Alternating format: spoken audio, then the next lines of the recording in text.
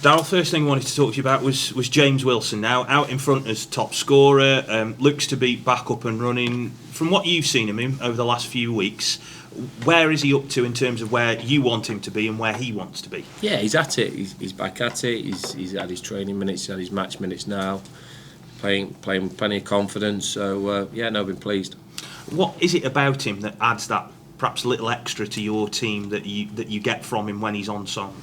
Yeah, well, Wilson is one of those players. I think I've got some talented players in the group, but he's obviously a technician. He's composed, and when his fitness levels are right and his match fitness levels right, he's a very good player for us. Very bright. His work rate's tremendous, off the ball as well. And it's not just a case of working; he's working in the right areas. So sometimes that certainly shows in the levels that he's played at previously, and he's enjoying his football. You know, you guys have to speak to Wilson. He's enjoying his football here.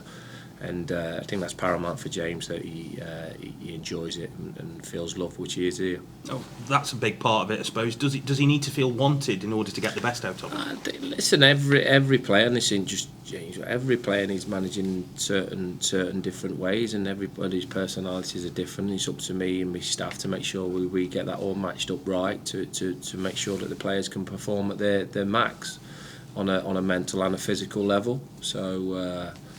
James is a great kid, he's a great lad, and he's becoming more of a leader, a leader in the change rooms, which I've asked him to add value to, which he is.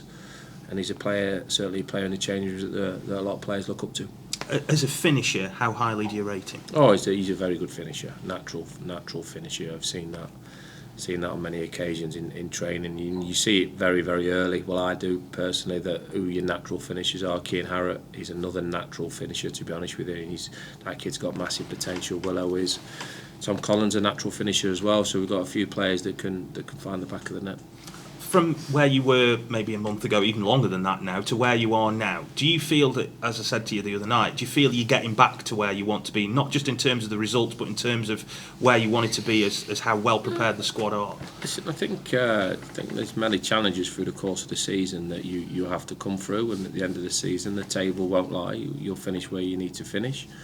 I think, like I say, we had the window, we've had the injuries, the COVIDs, we've had a lot of problems, but we've been in there pitching and fighting away, whatever game that may be, and we just keep looking to improve that performance, make sure the levels of performance are staying high, and keep improving and building the connections on the pitch.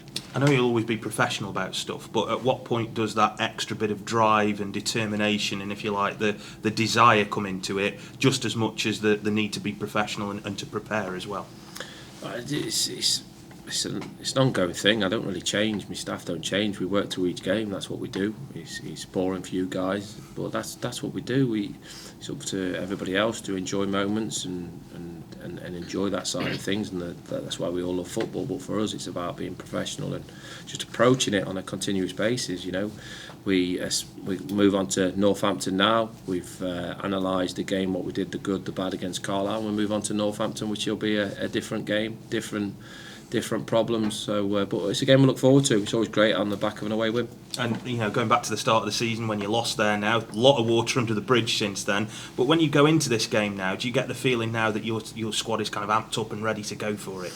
Yeah, I do anyway. I do most games. I don't think there's many times this season that we'll always have no replacement for outworking another team. We work hard and we give it a right go. I don't think there's many games this season we can say that my players and give me absolutely everything, that's for sure. Around difficult circumstances at the time, but Saturday's going to be a good test. They're a team that's found the rhythm, they're up there, but we're confident to beat anybody. We are, the group feel confident, I feel confident, but we'll respect Northampton. As rightly so, John's doing a good job there, and it'll be a tough test, but we're confident to go about our business. The result would tee things up nicely for the week after. I know you don't want to go that far ahead, but Northampton, Tranmere, two big games. But you love that, Phil, don't you? You can't points before we. No, we'll focus on the game.